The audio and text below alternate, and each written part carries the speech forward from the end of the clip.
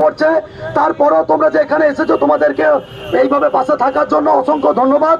কিন্তু তার সাথে আজকে এখানে আসার মূল দাবি আমাদের ছিল যে আজকে 3 বছর ধরে রিক্রুটমেন্টের নাম দিয়ে খালি মিথ্যা প্রতিশ্রুতি আমাদের পিআরবি দিয়ে যাচ্ছে যে 12,000 কনস্টেবল এই বেরোবে সেই বেরোবে। আজকে যারা উদ্বোধন কর্তৃপক্ষ আছে তারা লাখ লাখ টাকা মাইনে পাচ্ছে, কিন্তু তাদের ঘরের ছেলেমেয়েরা বুঝতে পারছে না যে রিক্রুটমেন্ট না থাকলে কি জ্বালা। কিন্তু আজকে এই গরিব পরিবারের ছাত্রছাত্রীরা বুঝতে পারছে যাদের একটাই শুধু চাকরি না পেলে তাদের লাইফটা শেষ হয়ে যাচ্ছে, তারা বুঝতে পারছে যে রিক্রুটমেন্ট না হলে কি জ্বালা। একটা ছেলে যার 29 বছর বয়স তার রিক্রুটমেন্ট না হলে 30 শেষ, তার জীবন শেষ হয়ে যাবে। আমাকে পিআরবি এর জবাবটা দিতে হবে আপনাকে।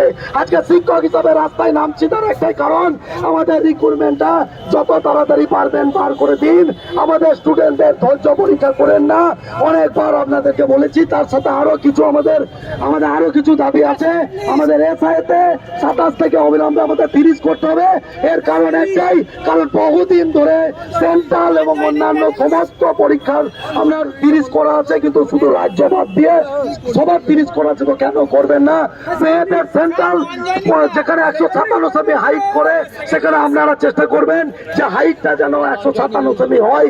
এবং তার সাথে বহুদিন ধরে সমস্ত রাজ্যে নন জয়নিং লিস্ট গুলো আমাদের বহুদিন ধরে নন জয়নিং লিস্ট গুলো আমাদের ভাগা পড়ে আছে প্রায় 1,500, যেগুলিতে কিন্তু নিয়োগ হয় না পরবর্তীতে।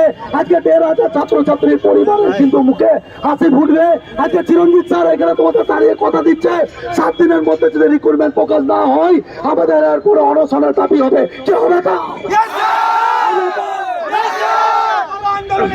আমাদের রিক্রুটমেন্ট চাই, পিআরবি জবাব দাও, জবাব চাই, জবাব দাও।